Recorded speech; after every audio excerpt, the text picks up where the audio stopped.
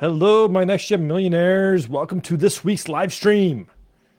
How are we doing this week? I hope well. I hope that you're finding more passion in how you're interacting with money and that you're looking for the stories that, always come up. For those who haven't watched the last few weeks, I've been pushing really hard. Like, go download the Attitudes of Money again. Go check that out. Find out where you're at. There's been some people in the group here who have been doing it. Um, and it's funny enough that it changes over time. It was like, I knew that, but I don't know if everybody realized that.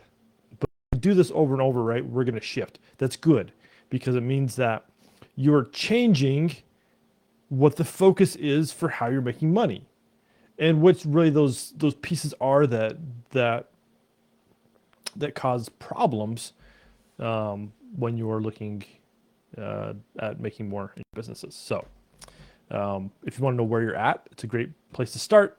Again, it's just a little PDF download. You can go download and then just do self-assessment. So if you don't have it, go get it at attitudesofmoney.com. My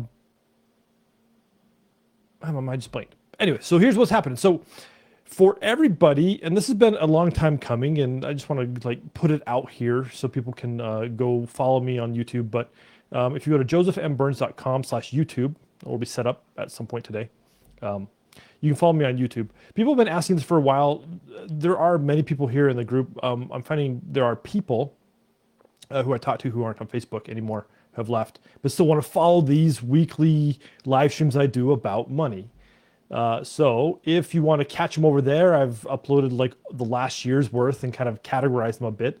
But there's some good throwbacks for all the ones I've done inside the group. If it's not easy to find or you want to, Facebook's okay for categorizing things, but if you want to see, hey, what was this episode about? What was that other episode about? YouTube's an easier way because there's titles, right?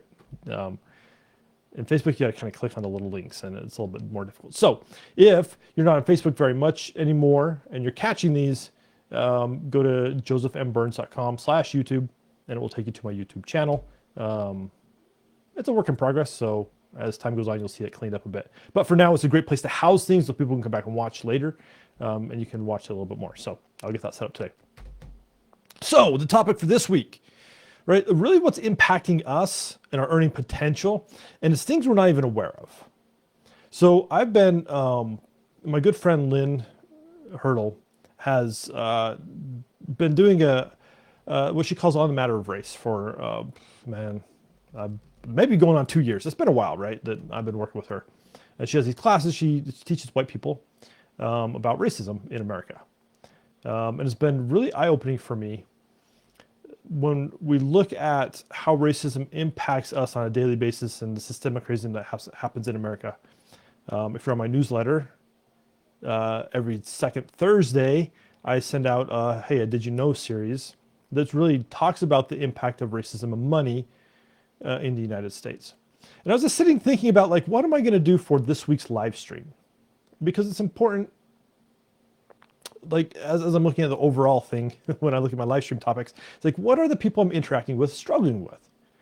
Right? That's why I say comment below, put comments in here, ask questions, because my weekly live streams are based upon things that are actually happening now to people. It's not like I have some grand scheme and some weeks of content put out there to be hey, Joe, what am I going to talk about in 3 weeks? I don't know, right? Sometimes I'm a little ahead, but not usually. Usually Tuesday rolls around, sometimes it's Wednesday, but usually Tuesday rolls around and I'm what do I want to talk about today? What are people experiencing? What questions that have been asked offline or in other cases, other places? So that's where these topics come from, right? And I've been looking at, recently, Lynn's been pushing me really hard, so I started this other piece, so it's outside my newsletter.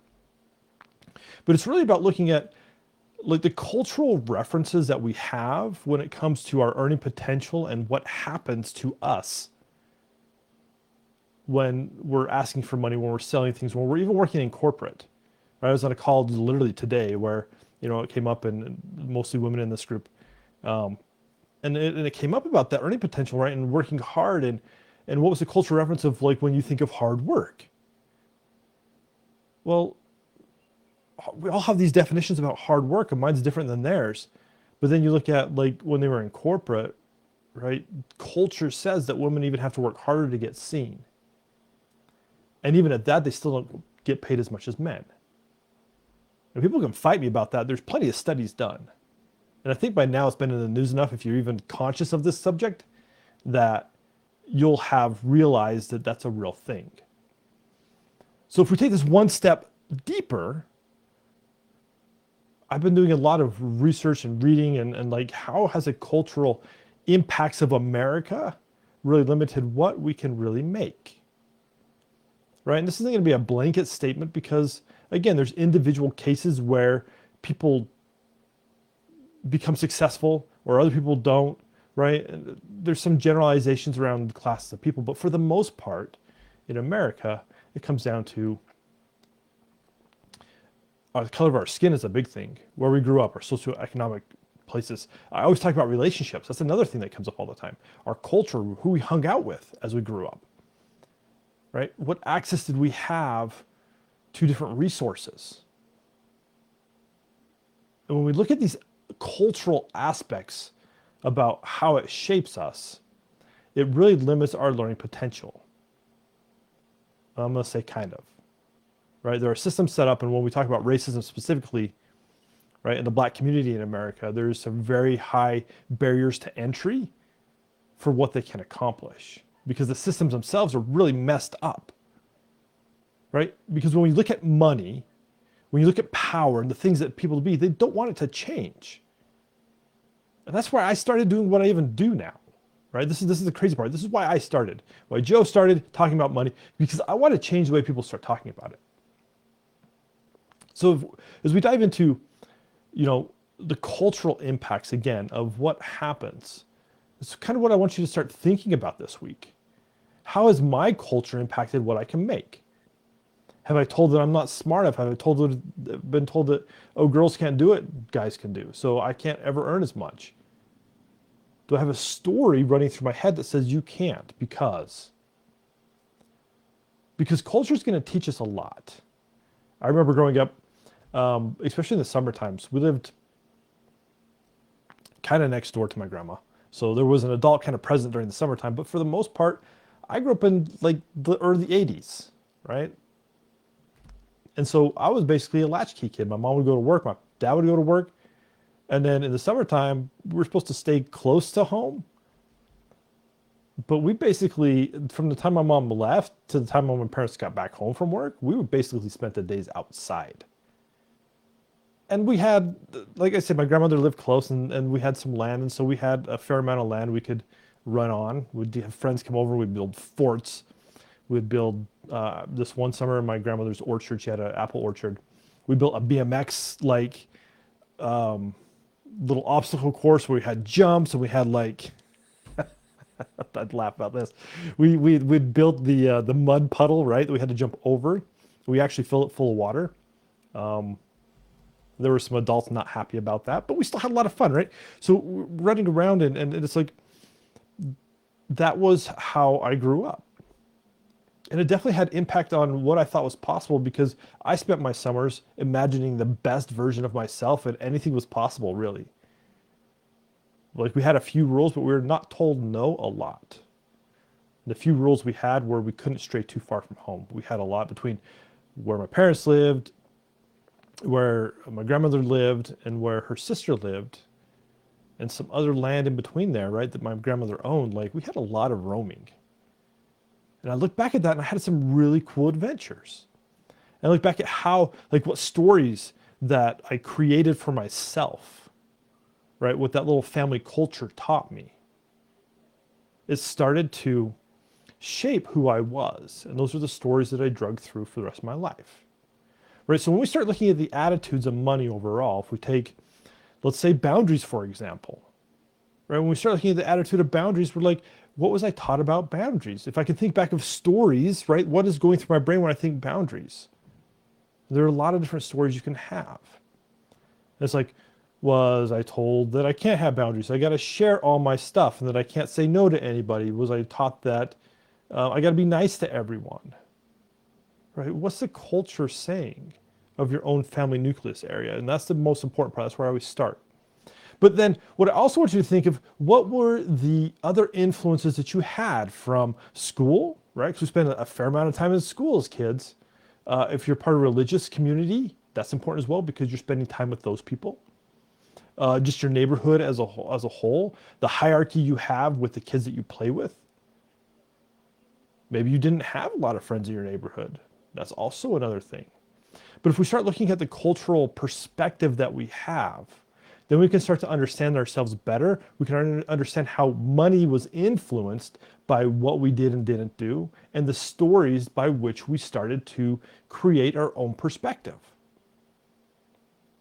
Now, an important part of this is, how did society itself imprint its own cultural references around money on us as we grew up, even if we weren't aware of it? Right? That's a big question. If you don't get what I'm saying is, if you look at the Black community, how has years of slavery and systemic racism impacted the way that they think about money, the experiences that they have? That's important because culture plays a huge part in how we develop as humans. Now, it's not always just what we live through. Sometimes it can be, as they call, ancestral trauma, right? Where things happen to people that came before us, and that's been passed down and passed down and passed down. One great example of this is, not on the racism side, but I look at my own family and what's been passed down to us, right? When my great aunt died, she never married, so we were her family. She lived next door to my grandmother, and we lived next door to her. So when she died, right, she and my grandmother were children of the Depression era. And so how they did things was very interesting. Their whole concept around money was fascinating to me now that I look back at it as an adult. So when my grand-aunt died, when it was all said and done, she didn't marry, she didn't have kids, so she left everything to my dad. So when we were cleaning out her house and looking at what we were going to do with everything that she had, and we knew this about her, and so we had to be careful. You couldn't throw anything out. You had to go through everything, all the drawers. The books, you had to open up and flip through the pages, because what happens is she had hidden money all over her house. Now, by the time we got done with it, I don't remember how much. There was somewhere between $2,000, $3,000, $4,000, maybe $5,000 in cash inside her house. Right? So in some cases, if people look at me, they're like, "Hey, Joe, you have your friends there. I got money and I have it out." My great aunt kind of lived by this, but more was that Depression era culture of, we can kind of trust the banks, but we still got to take care of ourselves, right? That was her version of stuffing her savings in her mattress. She always had money in her house because she had lived through a time and was conditioned to not rely on those systems that were set up. So that's how it's impacted me. And as I think back about that, I'm interested, because I saw some pieces in my dad, right? Because my grandmother, right, same thing. She wouldn't buy new things. She had this army green couch from the 70s, and she had it it was falling apart. It took us forever to convince her to "Grandma, it's time to upgrade this. It's time to get a new one." But they were conditioned that way, right? So I look back and I'm what opportunities, right? I look back at them and say, okay, what did you do with what you had? They did a lot of good things. But I look back at myself and I'm what opportunities am I missing out because culture has given me the story that I picked up that now I don't want to either deal with, right? So we just continue to live with it, or we want to challenge and we're not sure how to challenge it, right? We get a little caught up. But what happens is those stories, again, impact what we can actually make. Even if you're successful, you're still living by stories. And I talk to this because I talk to very successful people sometimes. And again, it can be very loosey-goosey on the definition. But I talk to people who are making $1 million, $10 million in their businesses, even more. I talked to one guy one time who had a resort rental place in Hawaii, right? And he's grossing $50 million in revenue a year. But everybody has the same things that they're dealing with. So if you're making less, you have the same problems as people making more. There's some other things sprinkled in there, but when you look at the core of it, it's that program we have, the stories we have that influence our perspective of why we do or don't do certain things. So this week, that's what I want to challenge you with. Why do you do what you do when it comes to money? Again, the attitudes of money are going to give you a specific piece to kind of focus in on that. I also want to add to that and say, okay, even within that area of, let's say, boundaries again, or consistency. Why am I not more consistent? What's the thing that tells me that I can't be as consistent as I want? What's the old story there? Because when we can start diving into our own stories, we can figure out, was it taught to me? Was it something I picked up? Because that's always a thing. Did I make this determination on my own based upon maybe some flawed data? Okay, that's a real thing. Maybe it was passed down to me from my parents or their parents. Maybe I spent a lot of time with my grandparents and they did things a certain way. So guess what? I'm starting to do something the same way. The thing I can't stress enough is that even the way you want to do it? Is that how you want to live your life? If Debbie, who's my wife, for those who don't know, has taught me anything, it's you got to live your life by your own set of rules. You have to start to challenge the status quo. And when you do, then you can make different decisions next time. So this week, I want you to focus on your money stories. And they can come in all shapes and sizes. But focus on why you do what you do. Ask yourself the question, not in a judgmental, shameful way either. Okay? Leave the judgment behind. Don't pick up the shame. Just don't worry about that. But ask yourself in an inquisitive light. Because when you ask yourself in an inquisitive light, you'll find more answers.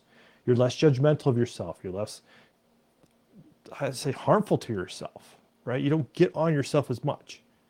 When we can understand these stories and we can start to find different perspectives to them and understand how they're helping us or hurting us, then we can start to move forward at the rate and speed we want. And even if you're making good money now, you're going to make even better money.